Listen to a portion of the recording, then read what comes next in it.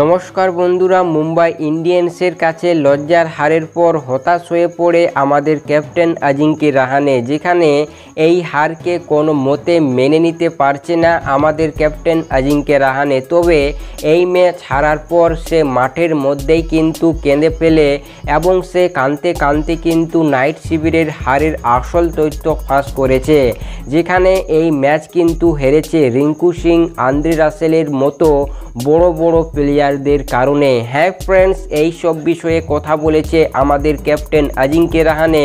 শেষ পর্যন্ত সে এই ম্যাচকে নিয়ে কি জানিয়েছে কাঁদতে কাঁদতে ম্যাচ শেষের পর জানাবো তোমাদের এই ভিডিওতে, তাই অবশ্যই ভিডিওটি সম্পূর্ণ শেষ পর্যন্ত দেখতে থাকো ও কেকেআর দলকে মন থেকে ভালোবেসে থাকলে অবশ্যই চ্যানেলটিকে সাবস্ক্রাইব করে রাখতে ভুলবেন না। যেখানে কলকাতা নাইট রাইডার্স টিম এই ম্যাচে কিন্তু লজ্জাজনকভাবে হেরেছে। নাইট শিবিরের কোনো ব্যাটসম্যান ভালো খেলতে পারেনি, সে ক্যাপ্টেন রাহানে হোক বা আমাদের ইম্প্যাক্ট প্লেয়ার মনীষ পান্ডে। যেখানে মনীষ পান্ডে শুরুটা ভালো করেছিল, তবে তার কাছ থেকেও আমরা কিন্তু বড় ইনিংস দেখতে পারিনি। তবে মুম্বাই ইন্ডিয়ান্স এই ম্যাচটিকে সহজেই একদম ভালোভাবে কিন্তু জিতে নিয়েছে এবং লজ্জার হার হারতে হয়েছে নাইট শিবিরকে। তবে নাইট শিবিরের এই হারের পর কি জানিয়েছিল আমাদের ক্যাপ্টেন আজিঙ্কে রাহানে জানাবো তোমাদের এরপর। যেখানে এই হারের আসল কারণ জানিয়েছে রিঙ্কু সিং ও আন্দ্রে রাসেলের খারাপ পারফরম্যান্স,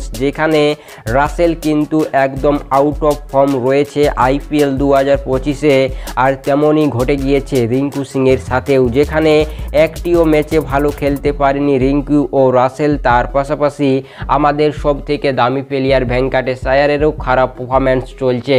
তাই কিন্তু এই ম্যাচের আসল হারের কারণ হচ্ছে নাইট শিবিরের ব্যাটিংয়ের একদম জঘন্য পারফরম্যান্স। তার পাশাপাশি কাঁদতে কাঁদতে কি জানিয়েছে আজিঙ্কে রাহানে, যেখানে আজিঙ্কে রাহানে বলেছেন যে আমরা কিন্তু আইপিএল 2025-এ যেভাবে দ্বিতীয় ম্যাচটি জিতেছিলাম সেইভাবেই এই ম্যাচটিও জিতব বলে এসেছিলাম, তবে আমাদের কিন্তু ভাগ্য সাথ দেয়নি বলে জানিয়েছে আমাদের আজিঙ্কে রাহানে। আমাদের কোনো ব্যাটসম্যান ভালো খেলতে পারেনি, তাই আমরা ম্যাচটি হেরেছি।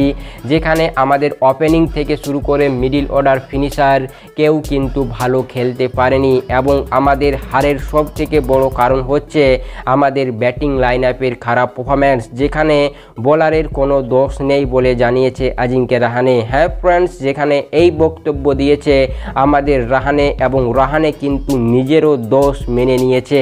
তাই এই বিষয়ে আপনাদের কি মতামত অবশ্যই কমেন্ট সেকশনে লিখে আমাদের জানাতে ভুলবেন না। তাই আপনাদের সম্পূর্ণ ভিডিও দেখার জন্য অসংখ্য ধন্যবাদ।